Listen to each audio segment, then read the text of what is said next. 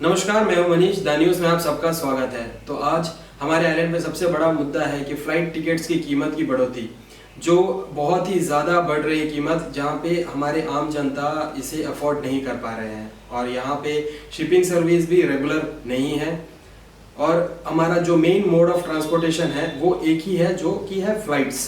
और emergency cases में भी अगर किसी को जाना पड़ा तो फ्लाइट की कीमत की रेट इतनी ज़्यादा है कि यहाँ के आम जनता उसे अफोर्ड नहीं कर पा रहे हैं।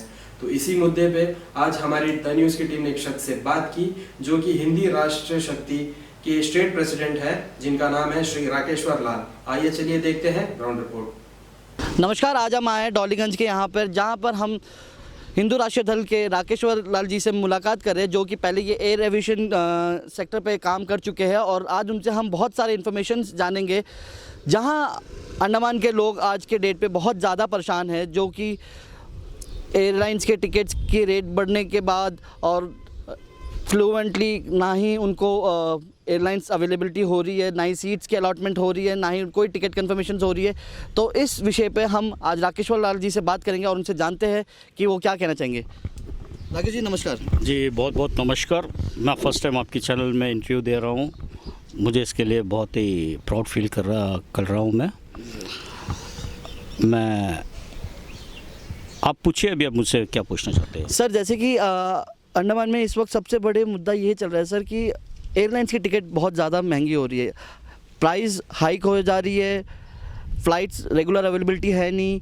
तो सर इससे लोग बहुत परेशान हो रहे हैं। जैसे कि जो लोग मेडिकल ट्रीटमेंट के लिए भी जाते हैं सर, जिनके पास पैसे नहीं है, बट उनके पास एक ही ऑप्शन है कि उनको फ़्लाइट्स पे ही ट्रैवल करना है। सर इस चीज़ पे आप क्या कहेंगे सर? देखिए, ये जो समस्या है ये बहुत ही गंभीरता समस्या है। मैं इससे पहले भी न्यूज़ अब तक चैनल में भी जब मैं अपना इंटरव्यू दिया था, मैं उस वक्त भी एडमिनिस्ट्रेशन से रिक्वेस्ट किया था ये सिचुएशन को लेकर। आप जैसा पूछ रहे हो ये एयर फेयर के बारे में, तो देखिए मैं जब मेरी ये सोच है, आप बैक आइए जब कोविड नहीं स्टार्ट हुआ था, उस वक्त जो लोग जाते थे, जो भी फेयर रहता था लेके जाते थे टिकट्स, अपना लगेज स्क्रीनिंग कराते थे और उसके बाद में जो है बोर्डिंग का पास लेते थे, आई कार्ड दिखा के टिकट के साथ में, और चला जाते थे सिक्योरिटी रिजर्व एरिया में जी। पर आजकल जो अभी मैं हाल का सिचुएशन में देखा हूँ, यदि आप एयरपोर्ट के अंदर जाके टिकट दिखा के बोर्डिंग कार्ड लेते हो तो यू हैव टू पे 200 for that. It is 250 right now. 250 या यू हैव टू पे for that. Why it's so?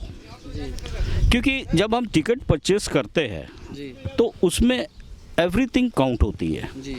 तो एक अलग से एक आपके ऊपर दबाव आती है पैसेंजर्स के ऊपर, जो आप एक्स्ट्रा पे करते हो। दूसरी, मैं एक एग्जांपल आपको देता हूँ। आप एयर इंडिया को ले लीजिए, rest of the private airlines को ले लीजिए। फॉर एग्जांपल मान लीजिए कि आप 15 kg लगेज अपने साथ कैरी कर सकते हो, पर जब मैं एयरपोर्ट जाता हूँ, फ़र्ज़ करिए मेरे पास एक हैंड लगेज है प्लस 2 लगेज है जी। और वो दोनों लगेज अगर मैं वेट करूँ तो it will around about 12 kg। But private airlines कहता है कि आप एक ही लगेज लेके जा सकते हो, दो देयर रेट इज़ 15 kg आप कैरी कर सकते हो जी। और जैसे मैं दूसरे लगेज के लिए बात करता हूँ तो बोलते हैं you have to pay 500 rupees for that. Why it's so जी। मेरा तो आपका जो आप दिए है ये इतना केजी से एक्सेस नहीं होना, माई लगेज इज़ नॉट एक्सीडिंग, फिर आप ये चीज़ में क्यों बंद कर रहे हो जी। तीसरी और बहुत बड़ी समस्या है कि हमारे आइलैंड में कनेक्टिविटी बहुत ही कम है जी। देखिए, लोग रेट कम की वजह से 1 आध 2 महीना पहले टिकट परचेस कर लेते हैं। अब मान लीजिए इंटर आइलैंड में कोई लोग रह रहा है और वो आए, अपना 2 महीना पहले टिकट लिए और वो एयरपोर्ट सीधे आ गए। अब जब वो एयरपोर्ट के अंदर एंटर करते हैं तो सेम बोर्डिंग कार्ड के लिए यू हैव टू पे, लगेज के लिए यू हैव टू पे। ऐसे क्यों? ये चीज़ के ऊपर में हमारी दोनों पॉलिटिकल पार्टी या जितने भी पॉलिटिकल पार्टी हैं यहाँ पे, उनको इस चीज़ के ऊपर ध्यान देना चाहिए। हमारा secretary aviation Andaman Nicobar administration के, उसको इसके ऊपर ध्यान देना चाहिए और ये इशू को लेके जाके हमारे सरकार एविएशन मिनिस्टर जी उसके पास में रखना चाहिए कि देखिए ये हालात है। मैं आपको एक चीज़ कह देता हूँ, हमारा जो टर्बाइन एविएशन टर्बाइन ऑयल है जिसे हम वाइट केरोसिन कहते हैं, जो फ्यूल टैंक आपका फ्लाइट के फ्यूल्स के लिए। जी हाँ, इसमें जो है आप 35,000 लीटर्स टू 38,000 लीटर्स ले सकते हो। फ्लाइट फुल है, you can take 30-32 like that. Okay.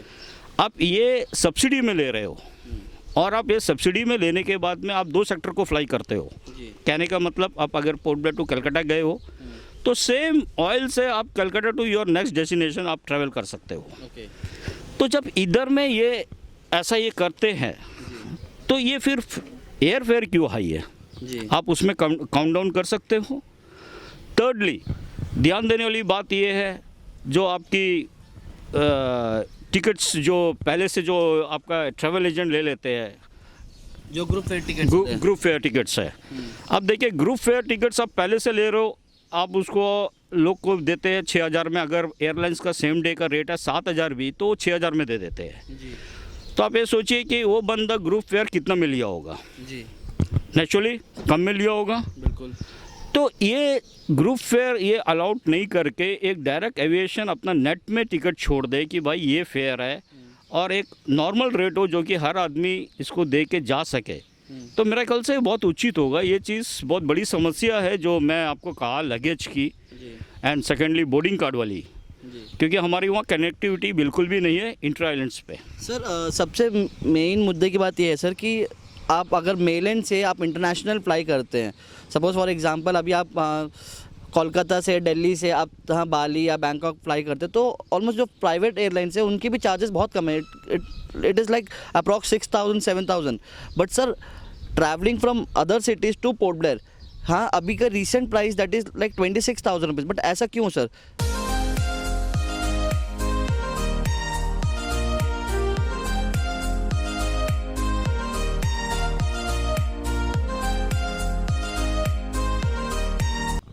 देखिए, ये चीज़ मैं आपको बताऊंगा। मैं कोविड से पहले मैं दिल्ली टू बैंकॉक फ्लाई कर रहा था स्पाइस जेट में इन रेड कारपेट। उसके फेयर था 5,800 रुपीज़। ठीक है जी। जबकि आपका दिल्ली टू बैंकॉक का डिस्टेंस भी compare to Delhi to Port Blair से ज़्यादा है जी। इसके बावजूद आप अगर दिल्ली टू पोर्ट ब्लेयर जो फ्लाई करते हो तो उसका रेट काफ़ी ज़्यादा है। तो मैं आपको जैसा कि बताया, ये मैटर आप अगर सिर्फ लेटर लिखेंगे एविएशन मिनिस्टर को कि पोर्ट ब्लेयर का फेयर हाई है, ये चीज़ हाई है, तो ये सॉर्ट आउट आपका उतना जल्दी नहीं होगा, क्योंकि आपको उनको बताना चाहिए कि कौन सा जगह कैसा है, कौन सा जगह कैसा है, उनको समझाना है। जैसे कि मैंने आपको कहा कि देखिए, पोर्ट ब्लेयर एक सब्सिडी एरिया है। इट्स ये बैकवर्ड क्लास में काउंट होता है, रिमोट एरिया में। तो हर कोई एयरलाइंस जो रिमोट एरिया अपना टच करता है उसको इंटरनेशनल का भी फैसिलिटीज़ दिया जाता है, लाइसेंस जी। तो पोर्ट ब्लेयर सेक्टर फ्लाई करते हैं ये, और जैसा कि रिमोट है तो सब्सिडी मिलती है। ये हमारा एविएशन सेक्रेटरी साहब को जाके एविएशन मिनिस्टर साहब को बताना चाहिए कि ये सब्सिडी एरिया है। सेकेंडली, हमारा आइलैंड्स काफ़ी बड़ी है, कट ऑफ है जी।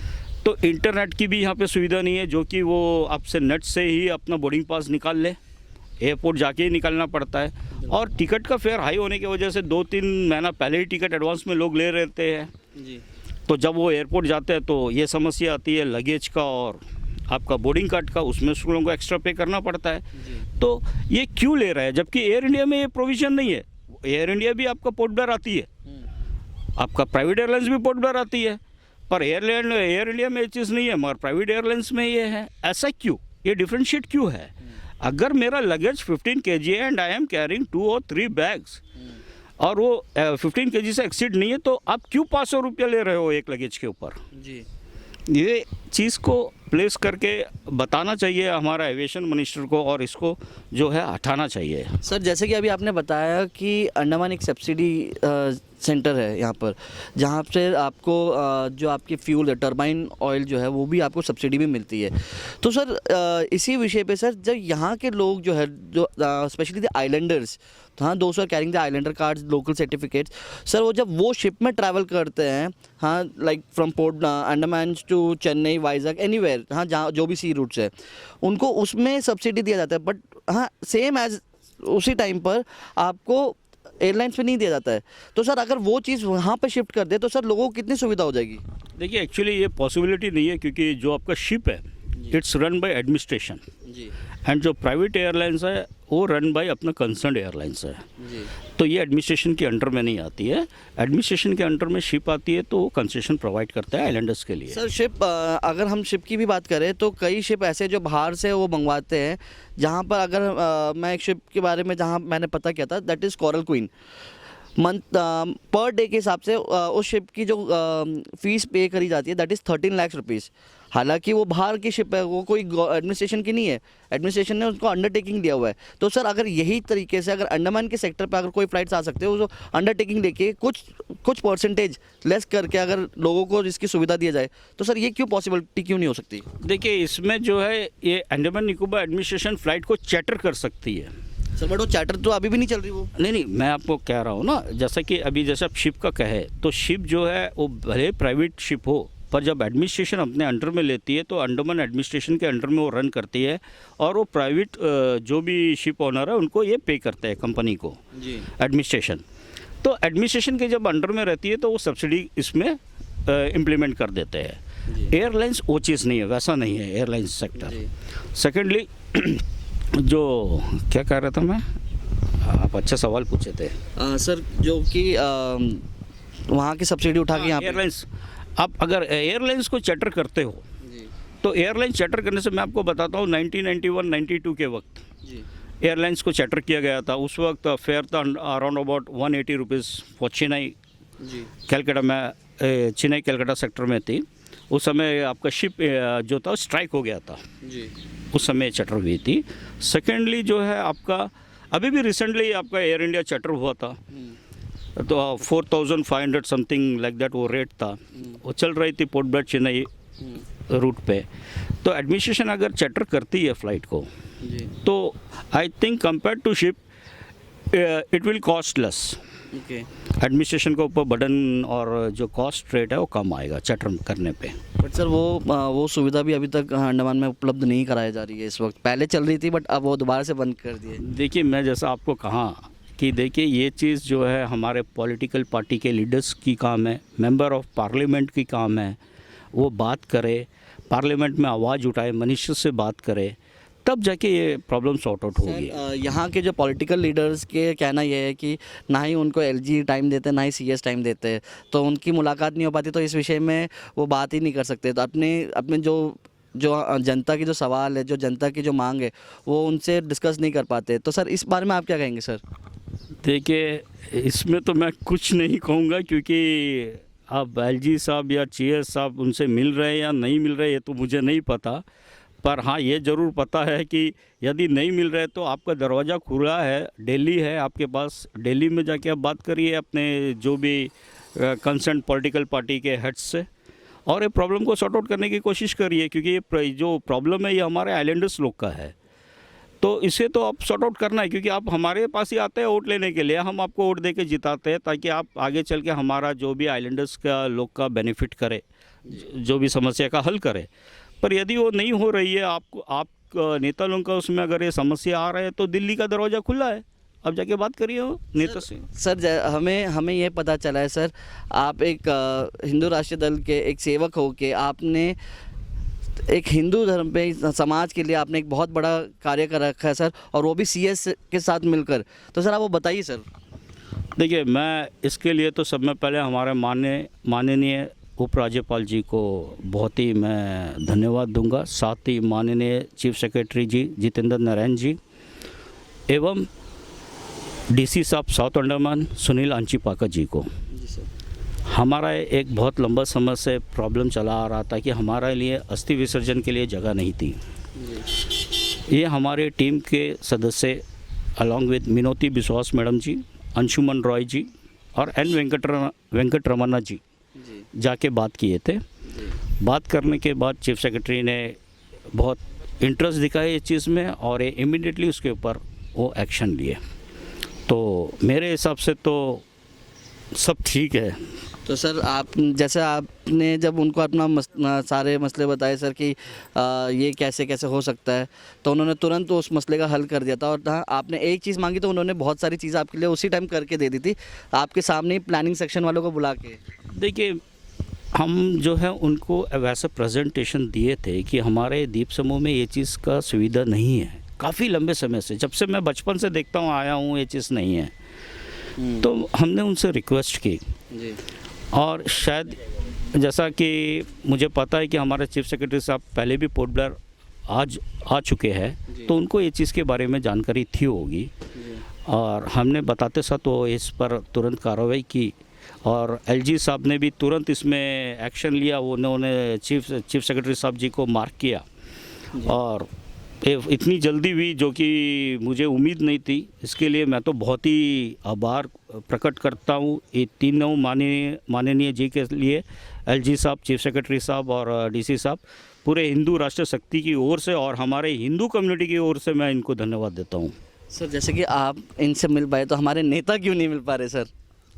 सर नेता लोग तो मिलते हैं, पेपर में आता है कि कोई चीफ सेक्रेटरी साहब से मिला। बोर्ड के लास्ट टाइम में हडबे का उसमें भी पॉलिटिकल पार्टी के लोग मिले थे।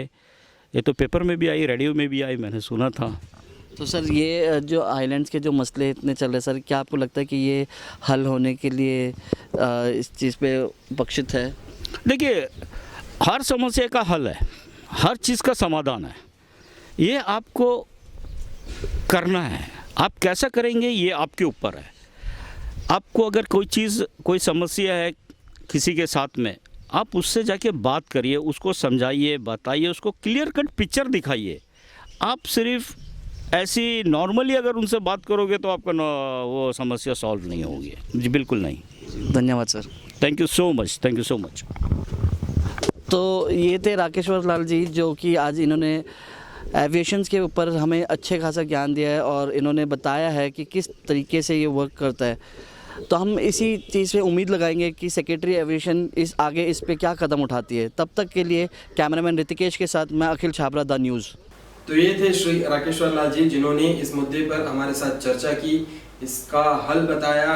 इन्होंने समस्या का जो जड़ है, कहाँ से हम ये ठीक कर सकते हैं, उन्होंने हमारे साथ शेयर किया। तो अब वक्त आ चुका है कि सारे पॉलिटिकल लीडर जिन्होंने बड़े बड़े वादे कहे, उनको पूरा करने का वक्त आ चुका है। अब उन्हें इस समस्या का हल निकालना है, जो कंसर्न अथॉरिटी है उनसे बात करना है। ऐसे ही खबरों के लिए हमारे साथ बने रहिएगा और हमारे चैनल को लाइक, शेयर, सब्सक्राइब जरूर करेगा। तब तक के लिए मैं मनीष आपसे विदा चाहूँगा। नमस्कार।